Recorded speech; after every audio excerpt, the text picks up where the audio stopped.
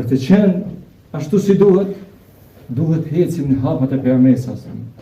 Ta praktikojmë sunetin e tij në fjalë, në vepra, në miratime.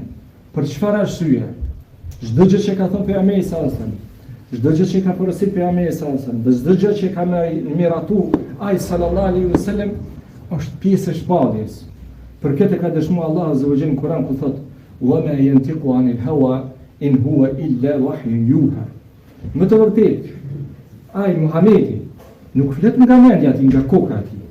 Pa jo shpallje që Allahu subhanahu wa taala ja shpall.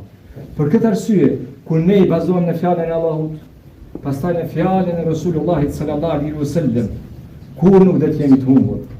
Për këtë keni dëgjuar shpesh herë para se të ndronte jeti dërguari i Allahut sallallahu alaihi wasallam ju ka thënë sahabëve, shokët vet. Dhe ata kanë përcjell këto brez pas brezi deri tek ne. Ka arrit taraktukum ala shay'aini wa kam lënë dy gjëra. Lan tadilu abada ma in tamassaktum bihima. Kur nuk do të jeni të humbur përderisa kapeni për to. Ka thënë huma kitab Allahi wa sunnati, ai është libri i Allahut dhe suneti im. Nëse ne i përmbahem këtu në dy gjërave, do të jemi zotërit e kësaj dynjaje, kësaj bote, kësaj toke. Nëse ne i përmbahem këtu dy gjërave, do të jemi triumfues ditën e gjykimit. Pse?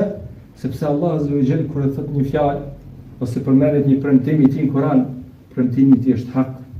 Dhe nuk dyshon në premtimin e tij askush brenda jashtë ata që janë pabesimtar, ata që janë mohues ose ata që kanë dyshime që janë diku për ideologjive të kota.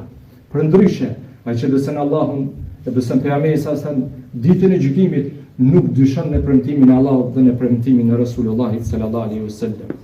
Vëllezër të nderuar, këto ajete dhe këto hadithe duhet të jenë para syve tonë çdo herë.